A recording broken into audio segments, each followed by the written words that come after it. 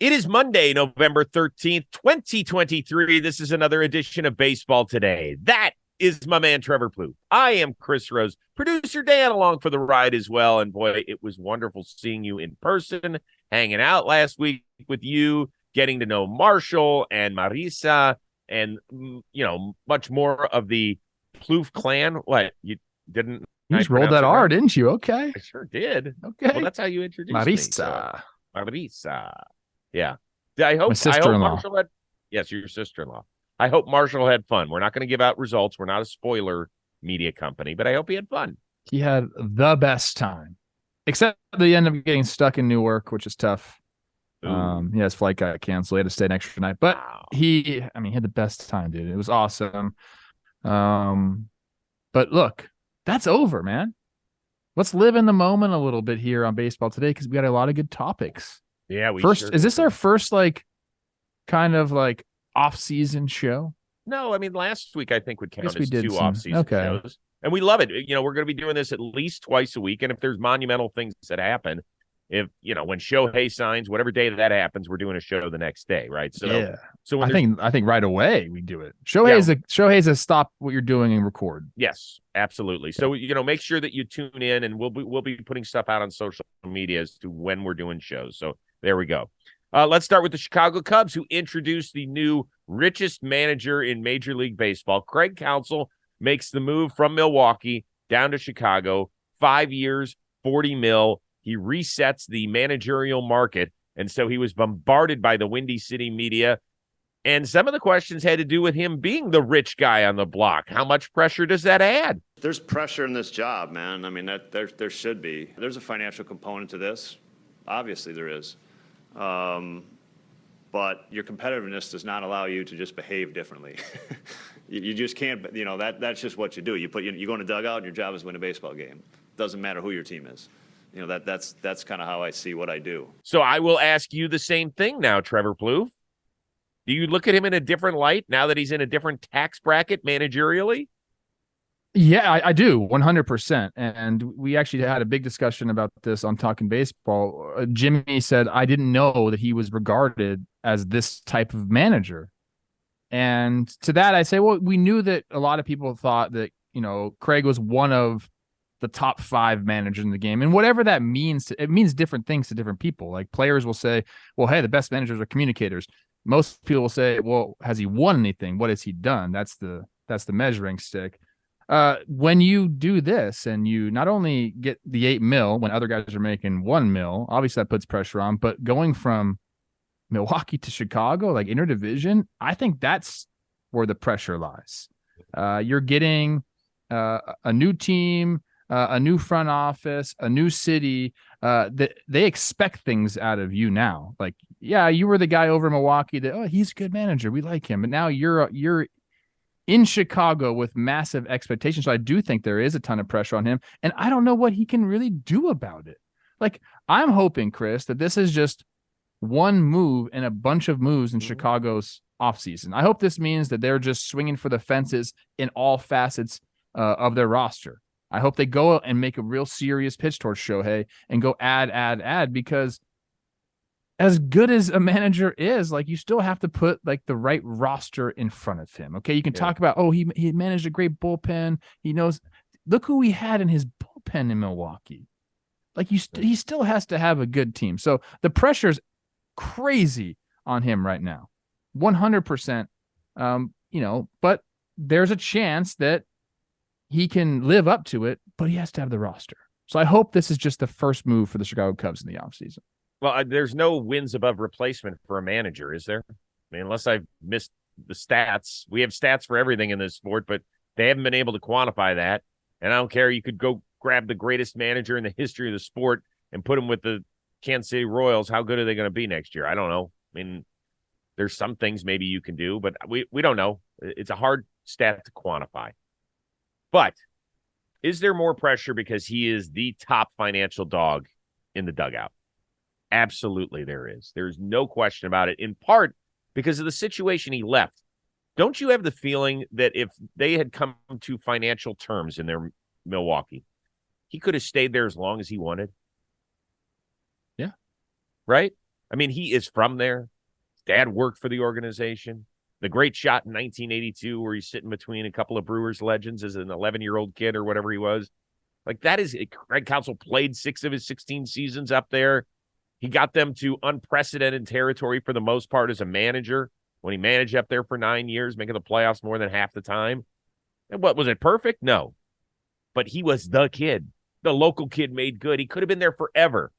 Instead, it's a little bit like Albert Pujols leaving St. Louis, where he could have hit 250 for the rest of his career and still gotten a statue if he had stayed there for 20 years, and making the move to Anaheim, where he played okay at times, but all anybody ever wanted to bring up was the $200+ million contract, and they didn't win a playoff game while he was there. And that's it.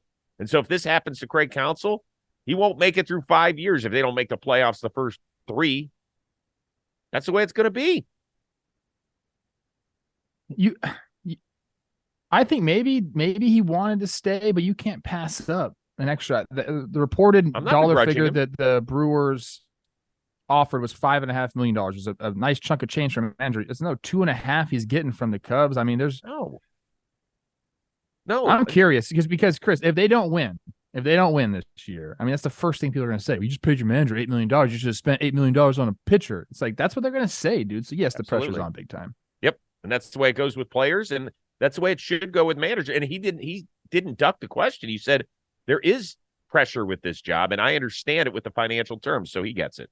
The Houston Astros have a new manager, but it is a familiar face. It is Joe Espada, who has spent the last 6 years as the team's bench coach. And now at 48 years old, he gets his first crack at managing at any level here in the States. He has managed some winter ball before, but never here in the United States. Obviously a familiar face in the clubhouse. He is ready for the challenge to move up one chair. You know what? I have front row seat to 2 incredible managers. The last 4 years working for Dusty, watching him connect and work, and, to say that I was the bench coach of a future Hall of Fame manager, it's incredible. It was an honor. And just watching him, how he prepares, how he communicated, how much he cared about winning, and how hard he pushed players, and in a good way.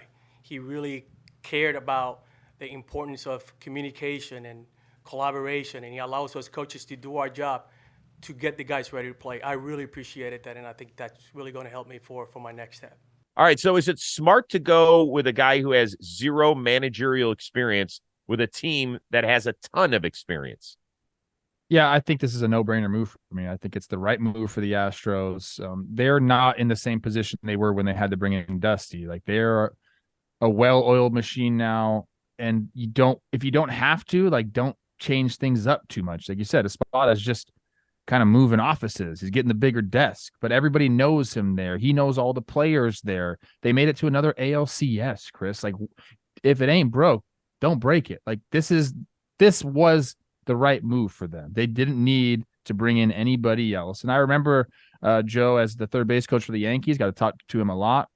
Good dude, high energy. Like, he's perfect for the role. Like, you just don't need to just keep the ship steady, dude. That's all he's going to do. It's all he's going to need to do. He's inheriting a great roster.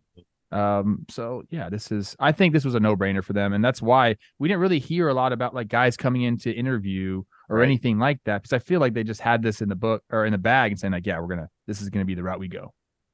So have you ever been on a team where a guy has just moved up a chair? Did you ever play? I mean, you got there and Gardy was already there. But Gardy is that guy, right? He was on. Well, wasn't he on Tom Kelly's coaching staff? He was, and I believe now that I think of it, I think Molitor was a first base coach for us for a year, I think, or like at least a part of the year. I could be wrong about that. And that'd be crazy if I don't remember that correctly because I love Molly so much. But I think he did coach and then take the job. Well, but I went back over the last like 25 World Series champions, and maybe I'm off here. I can only find one guy who was like ever a coach on the team and then moved up like Espada is doing, and that's Brian Snitker. He had coached for a while on Bobby Cox's staff. I think it was Cox. And then he went to the minor leagues to manage for a couple of years. So he managed a bunch of those guys in the Atlanta system. And then he became the interim manager, and then they gave him the full-time job, and he's done a phenomenal job. The only other guy I can find is Charlie Manuel, but he was working as an assistant to the GM with the Phillies before he bounced downstairs and became a manager at the major league level again. The rest of the guys that have won rings, Bruce Bochy came from another organization. Tony La Russa obviously came from another organization. Ned Yost came from another organization. Like all these guys that have won rings came from outside. They didn't just move up. It wasn't like promoting an offensive coordinator in the NFL, which you don't really do very often anyway. So to me, there's not a great track record of this being successful at the highest level. That doesn't mean anything to me. I don't. Okay, that's fine. Know. Yeah. Do you have? I mean, why do you think that would mean something for this gig? I think sometimes guys who are, and you can correct me if I'm wrong here, but I've been told this by athletes in several sports. So whether it's baseball or football in particular, because those are the two closest ones for me. Guys say coaches are guys that they can run to if there's a problem with the manager or the head coach. Like you can be a confidant. You can talk to guys a different way. But when you're the manager and you're the boss of everybody, like some players will be like, whoa, Joe, that's not our relationship. But when you're the manager, sometimes you got to be an asshole. I would agree with that. Yeah. Manager takes on a complete, it takes on a completely different type of personality. Like a coach and a manager are completely different. Yes, I would agree with that. So do the players have to rewire their relationship thinking with Joe Espada, or can they have exactly the same dynamic? And if so, is that best for the Astros? I think that he would tell them, "Hey guys, don't change anything. Our relationships need to stay the same." But in reality, he's going to have to set some boundaries, from the get-go. And I think, him along with the other coaches, like it'll happen naturally. It doesn't. I don't think that's going to be a problem. Okay. I wish him luck. We've heard nothing but great things, and the dude's interviewed for like a half dozen managerial jobs, and he always was one of the first names that would pop up. So I'm excited for him. As we mentioned, it's possible the Astros could return 8 of 9 everyday starters, that their rotation is pretty much intact. Their bullpen is pretty much intact. They might make a maneuver here or there, but dude, all they have to do is figure out how to win a home game in the playoffs. They should be just fine. We'll see. Paul Molitor did coach in 2014 before taking over in 2015. Is that because you were hitting so many doubles and homers that you forgot he was there coaching first? I did have some good years those 2 years. Thank you for bringing that up. There you go. You're welcome. Today's episode of Baseball Today is sponsored by SeatGeek. It is the #1 ticketing app out there. Did you know that there's 70,000 events out there on SeatGeek? We're not only talking about sporting events, there's concerts, there's festivals, and if you do love your baseball, you can go get your baseball tickets. Schedule's already out. NFL, college football still has a few weeks left. College hoops is underway. NBA, NHL, concerts. You want to go see Tay-Tay? Yeah, maybe you see Travis Kelce on the side. See them make out. Hot. That's available. That's hot. Yeah, really good. Go use our hookup. The code word is today. You're going to get $20 off your first purchase at SeatGeek. If you haven't already downloaded the #1 ticketing app out there, go do it on your phone today. By the way, Michelle thinks that those two, Taylor Swift and Travis Kelce, are getting married. What do you think? I mean, I wouldn't hate it for them. I think they're a great couple, good-looking couple. They're going to make massive babies. Taylor Swift is way taller than I thought she was. Yeah, she's really tall. Good really for, tall. Like, yeah, that's awesome. Okay. Couple tight end babies. Free agency is underway. Go ahead. Start your shopping now, GMs. Please, we like that content on Baseball Today. Are you more interested in seeing what Cody Bellinger will get in free agency or what somebody's going to pay for Blake Snell? Interested in both, but I think I'll go Belly here. He obviously had a really great comeback year on the 1-year deal with the Cubs. Now he's set up big time in free agency. And I started kind of like combing through the numbers. Like, was it just him getting healthy? Did things change in the way he approached this season? And it turns out, yes, he did change some things. So I'm curious to see what that means for teams going forward. What I'm talking about is he stopped striking out a lot. He put the ball in play just like way more.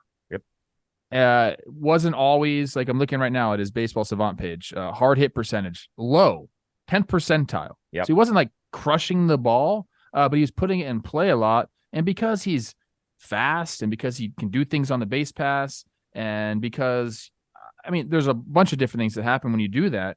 But it changed his career again. And I like when guys make adjustments. You kind of have to do that, whether you're coming off an injury, whether you're just getting a little bit older, or whether the league figures you out. Like, you have to do something different. And he really did something drastically different. Like, let's put the ball in play. We don't got to take massive swings all the time. Maybe that was what was hindering him. He couldn't get to where he needed to get to because of his shoulder. And hey, I had to make an adjustment. He did that. And now, yes, I'm very curious to see what teams going to go after him. He's got such like a great floor for a free agent, because he's got this defense and he's got this speed. And will that dwindle over time? Sure. But I think for the majority of the contract he's going to get, because he's only 28 years old, like, you're still going to get those attributes. And like, I'm curious to see if this new hitting style like translates year after year after year, if it continues to be what he does, and if it's successful again with him. So I'm curious to see where he goes. I think a lot of teams are going to be in on him just because teams value, outfield defense is big, and versatility is big. And this is a guy that can kind of go, and he kind of does everything well on a baseball field. And I love players like that. So if your team is looking for a stud baseball player, you should hope they go out and get Cody Bellinger. Yeah, he's definitely the more interesting of the two, in my opinion, although I do think that Blake Snell's about to add another Cy Young award in his hardware case relatively soon.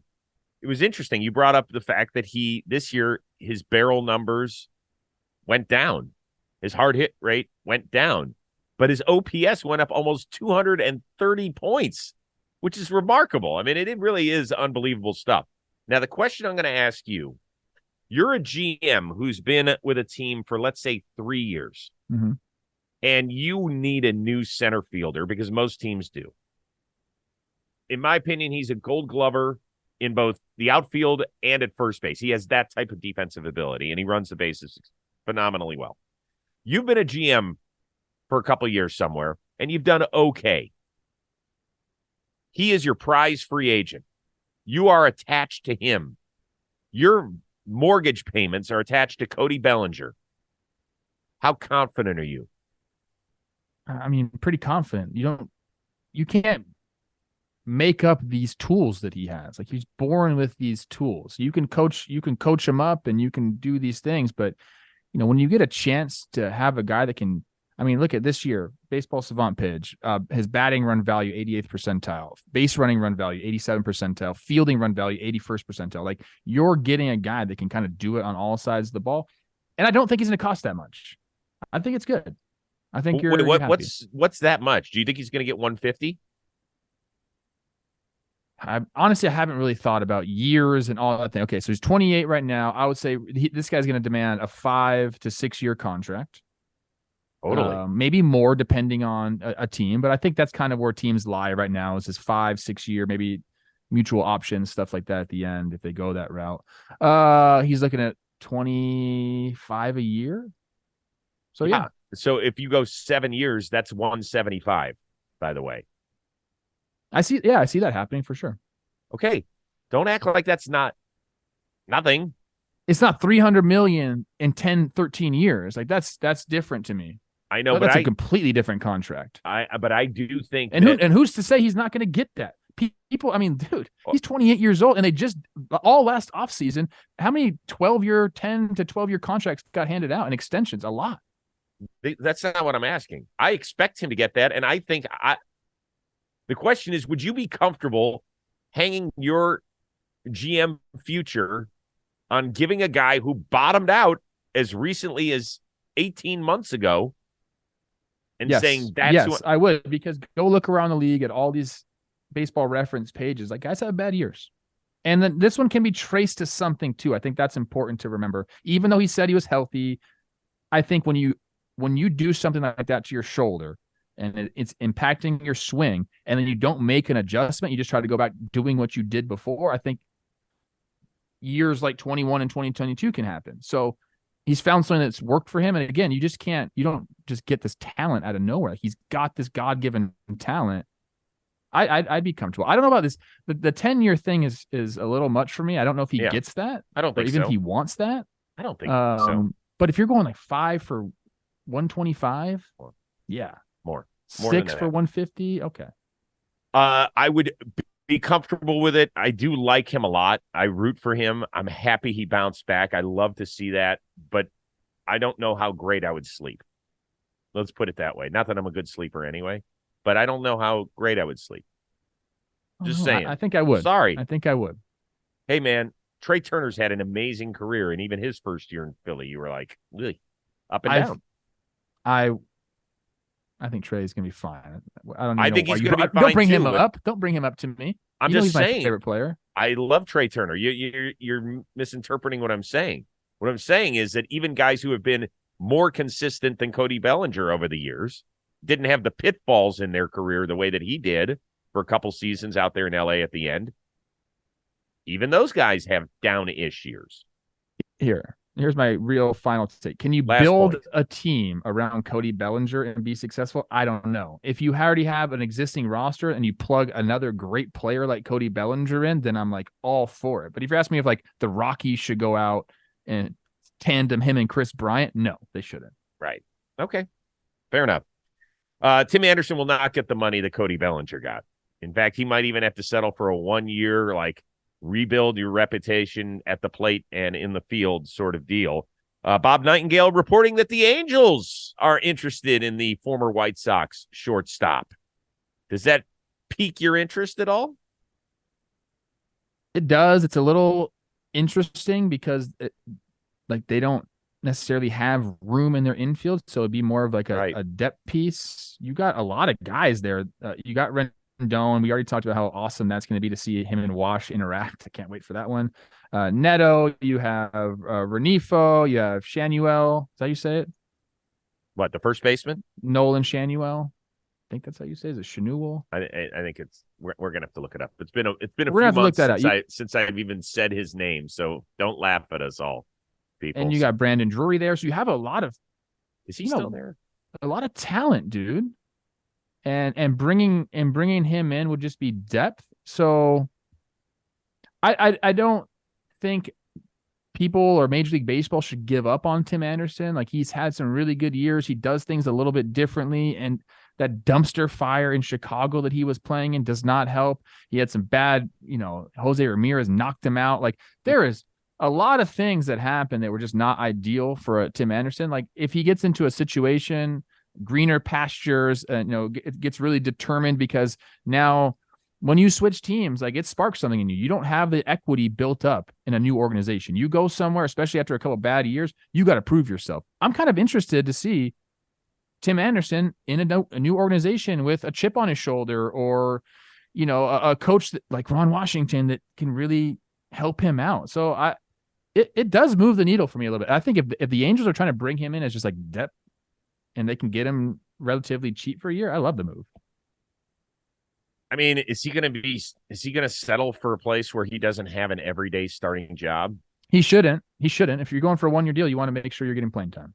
Right. And so I just don't see that happening necessarily. If that's your only major league offer, which I don't know if it'll be, but then you go where your major league offer is. Let's start with this. Anderson had maybe the worst year of anybody who's been a good player at this level in Major League Baseball. He was a -2 WAR player. Yes. I don't know if I've ever seen that. -2. Former batting champ that hit 245. His slash was 245, 286, 296 over 500 plate appearances. He had the lowest runs created plus. The lowest for qualified hitters. Horrible. He's going to have to go. I agree with you. I don't think the Angels is the place to be for him. I just don't see it. I don't see it. I don't know where it is. I got to sit down and figure out where a better spot for him is. But he might just have to go to a losing team and just get knocks. I'm fast. I was kind of like this. I've been in this situation where you don't really have any anymore. Like, you had some good years and you had some bad years. You have to change organizations. It's very difficult. It's daunting, but I've seen it fire a lot of guys up, and they do something that didn't think they could do. They work harder in the offseason. They, if he goes to a drive line or a new hitting coach in the offseason, or he gets under Ron Washington's tutelage with the glove, like, I wouldn't count Tim Anderson out just yet. No, I don't. He's been in Chicago with that team that's just been brutal, dude. Yeah, it's bad. There's no question, it's bad. And he got handed a lot of money young, and he got kicked. He got kicked, bro. Like, he has to get up off the canvas. Like, literally got knocked out this year. He's got to get up, dust himself off, and say, I'm either going to work my ass off and prove everybody wrong and really do that. You can't just say it. You got to really do something different. I'm not fascinated, but I'm very curious to see how his year is going to go. I'm rooting for him. I am. I think he's really interesting.